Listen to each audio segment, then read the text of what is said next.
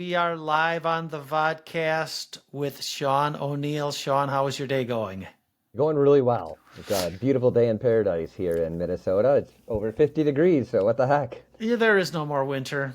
It's There is gone. literally no more winter. It's I took a just a walk distant memory.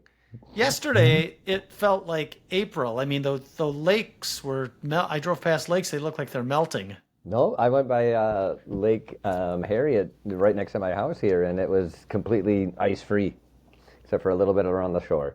Yeah, absolutely. Do you live right on Harriet? Just yeah, a half mile away. Yeah, close enough. Do you walk? Do you take walks or That's run? my morning You're a run. runner. You're a Yeah, runner. You're a yeah. runner, and you look like a runner. How much do you run in the morning? Like Oh, my it's about 4 miles, so it's like from my house to a little bit of a loop down to the lake and back, and it's a nice even number, so I can't go more nor less. how often per week do you go? Oh, about 4 times a week. Oh, so you're in your body, your knees put up with that, no problem. I've had reconstructive surgery on my left knee after a getting over my skis on Mount Zermatt, Switzerland, about Uh-huh. 2 years ago, and it's been part of the therapy, and just stick with it no matter what. Literally getting over your skis. Yeah, yeah, that old adage of doing trying to accomplish something that you really can't, or in like project management, we always say we're getting ahead of our skis. That Yeah. I did. You And literally got over your skis and it didn't turn out that well, it huh? did not turn out well. Helping put my orthopedic team's children through college, I'm sure, but Well, you are pretty diehard to go through that and be still running, so good for you.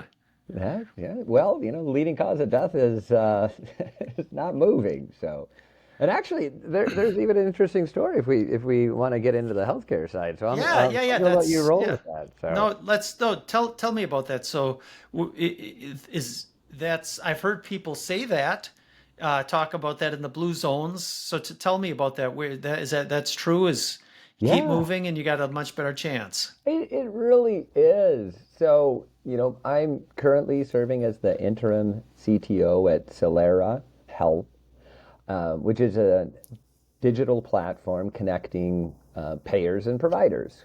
Uh, Payers on the one hand, we've got a variety of different insurance companies that whose membership is literally demands modern digital healthcare engagement. And then on the provider side, there are apps that we've all heard about, Ginger in the depression space, Hinge, the Weight Watchers, even, right? And MSK, the muscular skeletal, gotta say that slow, side of the house has always been really fascinating to me. Um, and the numbers that we get back from these types of programs uh, are astounding to me. And I've been in healthcare for over 26 years, where someone suffering from pain, I mean, that's number one. You come into this program because you've got pain and lack of mobility, and you're on a trajectory for typically some type of surgery to deal with that. And then this program says, well, before we go to surgery, or maybe that's in the path, and let's get you ready for it. Let's see what you need, individually, to reduce your pain. And that's the main measurement. Measurement of success is not how many people did we keep out of surgery, or how many people did we change. I mean, the one thing that is tracked in that program is pain management. And the methods obviously will be tailored for that individual.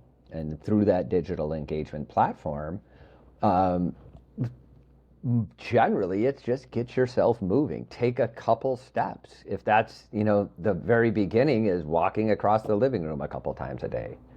And then building on that and building on that. And it mirrors my own experience where if I'm feeling creaky in the morning, I've had I'm just had my pre-op physical for my 10th surgery, Oh, and I've broken, I think I'm north of 18 bones. So Yeah, I like to ride motorcycles and go fast, but it's not the speed that is the problem. It's the abrupt stop at the end. Yeah, that's hard on your bones. That's where things get dicey. But anyways, in my own experience, that's it. If you're not moving, you're in pain, and it hurts to move. But if you're doing it right, and this is where having the guidance of professionals that specialize in this type of treatment, it's astounding what movement can do to get you over the pain that was preventing you from moving. Yeah. And then the human body, the joints, ligaments, muscles, as they start to be exercised again, how does that change your overall health? And then holistically approaching that individual. And this is where, like all the digital wellness apps that we have in the Solera network, all start to mesh together because oftentimes individuals have, multiple problems that kind of feed into each other, right? If we've got Ginger for depression and, over in a weight management program, sometimes those are related, where, exactly. I thought that was, I was going to ask you about that because, like, I know people who have used Weight Watchers on their phones and had success with it. My wife is using it right now, and she's always typing in, you know, points or calories on the thing, and it's helping her. She says, yeah, it's really important to me to have the phone and have Weight Watchers on it. The I've always been curious though on the mental health side. To me, it seems like as a skeptic, using digital to solve mental health is going the exact wrong direction. But when you talk through, the concept of just how some of these things can help people get people up and moving, like it's those things I think are probably all tied together. Like you're going to feel better if you start moving mentally, maybe. And so I guess I hadn't thought through that in detail.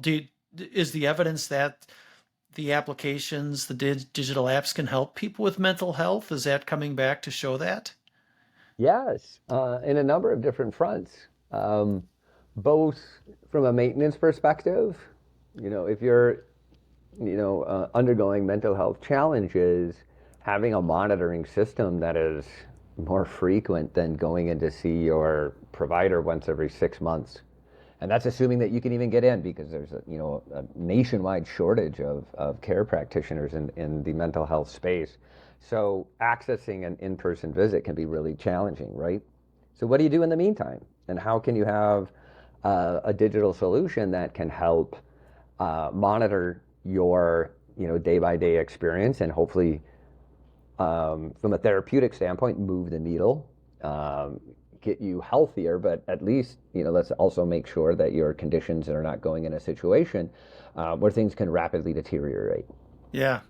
Are there apps that help with addictions as we're talking through this? It made me think of addiction issues and how daily reaffirmation is so important with people with addiction issues. Is that part of the app set that you guys have? From the perspective that I know from our condition network, I don't we haven't moved beyond smoking cessation. Okay. But it's interesting that you bring that up because I think even historically, back from my time at Optum, smoking cessation was actually, I would say, one of the tip of the spear in this whole field of digital engagement. Quit for Life, and many of these programs that really moved the, I don't want to say the industry or maybe the market segment. Many of them started with smoking cessation because that type of it's always there type help that you can get to get you through that 20 minutes, where if you've got a craving, if you need to get past that 20 minutes, you're going to be good for a while. Those digital engagement platforms, were really successful. Above and beyond smoking cessation, I'm not aware of the experience, from our side of the house, but I'm sure that there are, Well, it's the same. It's a drug. If you're addicted to it, it probably extends to gambling and everything else that you can become addicted to. yeah, yeah. Yeah. And so, on the other side of the fence, which is fascinating to me, you do work trying to help the people of Africa with their healthcare. So there's the digital side in the US. In Africa, you were telling me a story how you're putting up a radio tower. Oh yeah. So, Well, so what's it education. like? No, yeah, it's going from digital to analog on the radio front, and you Yeah. probably got some different challenges. And you're a brilliant technician.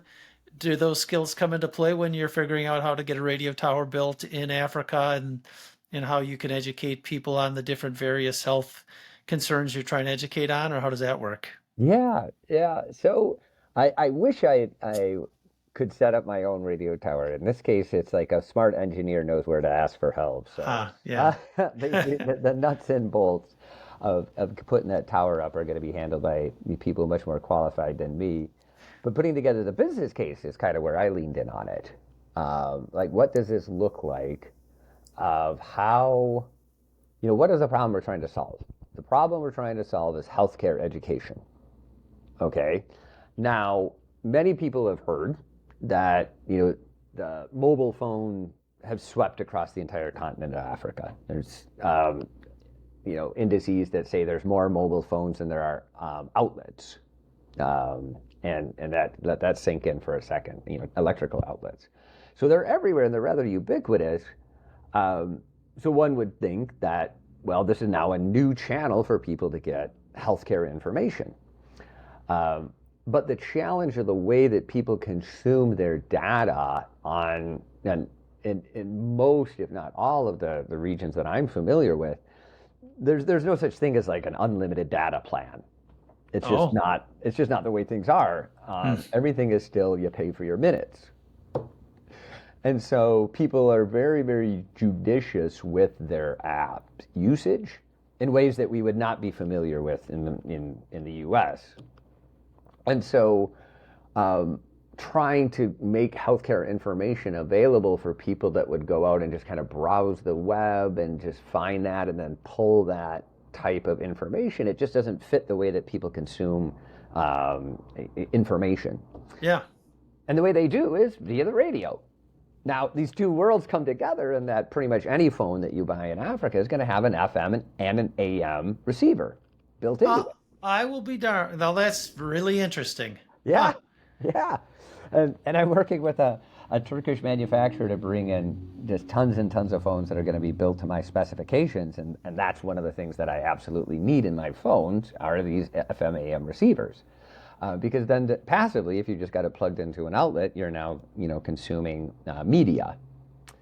And so what we're looking to solve is, okay, so here's the phones. Everyone's got phones. I'm also bringing in low-cost phones to make sure everyone's got a phone. And then putting up a radio tower where we can do kind of public radio style, programming around healthcare, nutrition, neonatal care, prenatal care, but then even going into the community needs, the area that we are at as a lot of mining. Where we put the tower is going to cover South Sudan, Uganda, and the DR Congo, and a piece of Burundi. And not all of those countries, but like the area where the Bukavu region, if everyone wants to Google Maps We're going to that learn. later. I'm going to learn something today when we're done with this podcast. I'm going to go into my National Geographic mapping and check that out.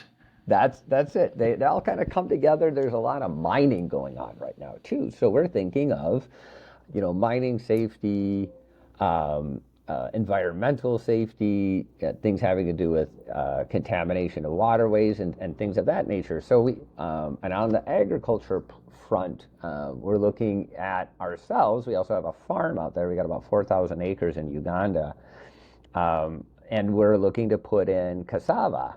And right now it's corn, which is a horrible crop because the industrial corn, you're not really eating it. You're selling it internationally, where it usually gets turned into, animal feed or things of that nature, and you're competing with Kansas, Yeah. and so why do that? Anyways, And it's tough to compete with Kansas. Don't yeah, ever try to compete with Kansas. well, I know they They got They'll Everything that they steamroll need. you. They'll steamroll you. They got the best land. They got farmers that never quit. And literally like $5 million machines, Yeah, right. that eke every single penny out of every single acre, and they still struggle in the United States. Yeah. So why do that? I mean, we can get two growing seasons in because it's never winter, so we got two growing seasons. But water is very dependent. I mean, it's 100% dependent on the rain. The rains are generally predictable, but corn is so sensitive that if they come a week or two or maybe 3 weeks late, that's it. You lost the entire crop. Uh, So we're going to put the cassava in there. Yum, yum, yum. Which is so funny because I've been going to Africa for 12 years, and I eat achake, I eat all of these different cassava-based foods. It's kind of the starch, uh, that we would have potatoes or rice or wheat or corn. Um, but it was so funny. I was talking to a friend of mine, Brittany Olson, the motorcycle racer. I told you about her. I'm going down to Nashville next week where we're doing some motorcycle stuff. And she also works with me on these programs because her focus is on nutrition. And she says, Sean, do you realize that there's a huge market for cassava flour in the United States? I'm like, I don't know. But it's like, yeah, it's a gluten alternative. oh, And in many ways, and that's kind of something that's really big and up and coming in the United States is, gluten alternatives or gluten free. right, right. And so I'm like, yeah, that's it. So we're going to put in a whole bunch of cassava here. We're going to enrich it. This is one of the big challenges in Africa and actually many Latino populations in the United States that eat masa. Masa in the United States is not enriched. Because back in, I don't know, 50s, 60s, 70s, back when in the US, the government was mandating that flour and rice are enriched with vitamins and I don't know what else they put in there, iron, niacin, Yeah.